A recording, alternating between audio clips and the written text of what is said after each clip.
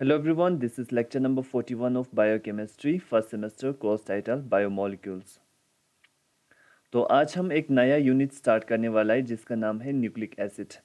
तो आज हम देखते हैं न्यूक्लिक एसिड के इंट्रोडक्शंस, यानी कि न्यूक्लिक एसिड होता क्या है, तो इसमें और क्या क्या हो सकता है वो सब डिस्कस करते हैं, वो सब देखते हैं।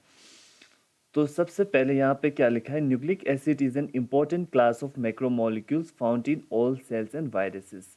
अब न्यूक्लिक एसिड जो होता है वो क्या होता है, एक इम्पोर्टेंट क्लास ऑफ मैक्रोमोलिक्यूल्स होता है, यानी कि जैसे ही प्रोटीन होता है, जैसे कार्बोहाइड्रेट होता है, जैसे ही लिपिड्स होता है जो कि एक मैक्रोमोलिक्यूल्स होता है, वैसे ही ये भी एक इम्पोर्टेंट क्लास ऑफ मैक्रोमोलिक्यूल्स होता है जो कि हर सेल और वायरसेस में देखने को मिलता है।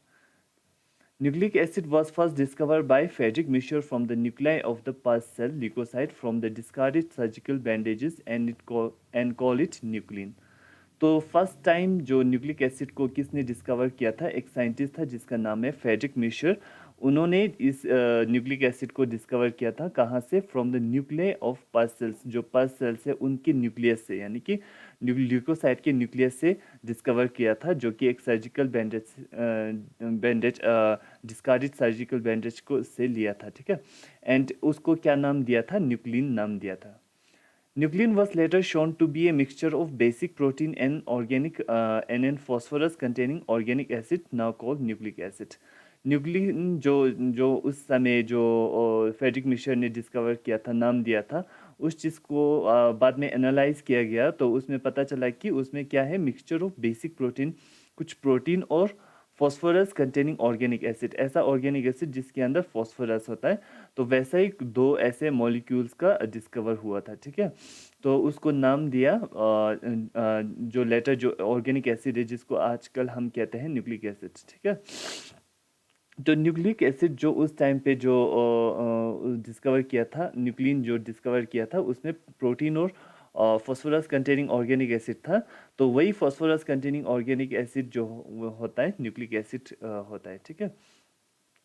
वही पता चला था कि जो न्यूक्लिक एसिड जो है वो फॉस्फोरस कंटेनिंग ऑर्गेनिक एसिड होता है। So there are two types of nucleic acid, दो टाइप्स ऑफ न्यूक्लिक एसिड है, यानी कि पॉलीन्यूक्लियोटाइड है। फर्स्ट राइबोन्यूक्लिक एसिड आरएनए, और सेकेंड है डीऑक्सी राइबोन्यूक्लिक एसिड जिसको हम डीएनए कहते हैं, ठीक है। तो यहाँ पे आप देख सकते हैं structure of, basic structure of DNA and RNA, यानी कि basic structure of deoxy ribonucleic acid और राइबोन्यूक्लिक एसिड। तो यहाँ पे देख सकते हैं जो डीएनए जो होता है वो डबल स्ट्रैंडेड होता है, यानी कि इसमें दो पॉलीन्यूक्लियोटाइड चेन होता है, ठीक है, आपस में जुड़े हुए हैं। और आरएनए के केस में सिंगल पॉलीन्यूक्लियोटाइड स्ट्रैंड होता है, ठीक है।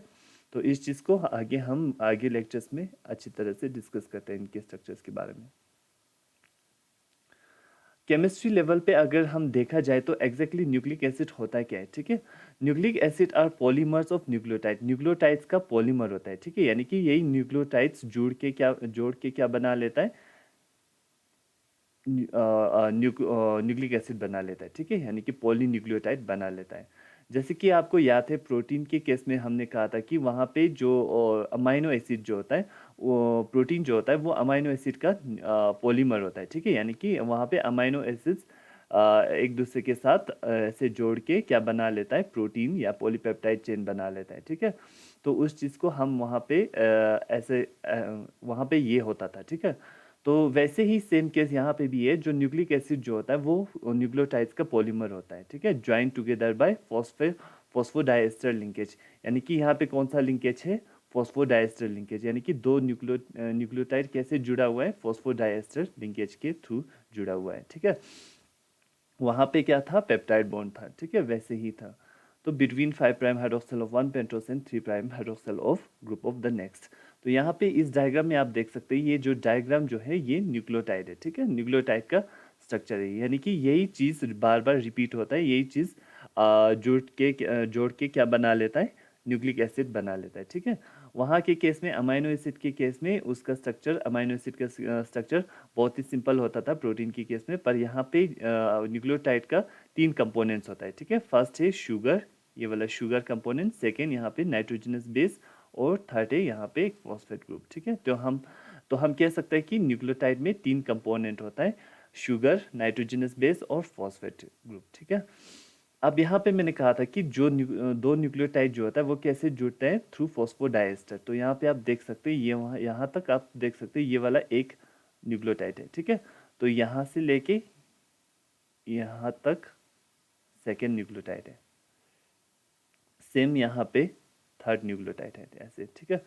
तो एक दूसरे के साथ कैसे जुड़े हुए हैं, थ्रू फॉस्फोडाइएस्टर लिंकेज, ठीक है। यानी कि फॉस्फोडाइएस्टर लिंकेज बना रहा है किसके बीच में, 5 प्राइम हाइड्रोक्सिल ग्रुप, यानी कि यहाँ पे आप देख सकते हैं ये वाला कार्बन है, ये वाला CH2 सेकेंड न्यूक्लियोटाइड का, इसका जो कार्बन है इसके साथ फॉस्फेट ग्रुप जुड़ जाता है यहाँ पे, यहाँ OH के साथ, ठीक है। यहाँ पे OH होता है, ओ हाइड्रोजन हटा के फॉस्फेट ग्रुप लग जाता है। और यहाँ पे दूसरा क्या है 3 prime hydroxyl group of the next, यहाँ पे ये वाला थर्ड कार्बन होता है सेकेंड दूसरे न्यूक्लियोटाइड का, यहाँ का 3 कार्बन होता है। तो यहाँ पे OH होता है और यहाँ से हाइड्रोजन रिमूव होके यहाँ पे फॉस्फेट आता है, ठीक है। तो यहाँ पे फॉस्फेट के थ्रू यहाँ पे एक डाइएस्टर बॉन्ड बना रहा है, ठीक है। तो ऐसे लिंकेज यहाँ पे भी है, यहाँ पे भी, नेक्स्ट में भी है। तो ऐसे ही जोड़ जोड़ के क्या बना लेता है, न्यूक्लिक एसिड बना लेता है। तो ये है जनरल स्ट्रक्चर ऑफ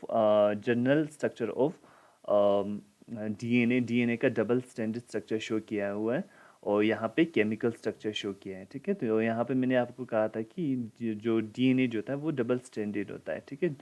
पॉलीन्यूक्लियोटाइड या न्यूक्लियोटाइड का 2 चेन होता है, यहाँ पे देख सकते हैं, ठीक है। एक यहाँ पे, एक यहाँ पे। इस चीज़ के बारे में आगे हम नेक्स्ट लेक्चर्स में, आगे अपकमिंग लेक्चर्स में अच्छी तरह से डिस्कस करेंगे।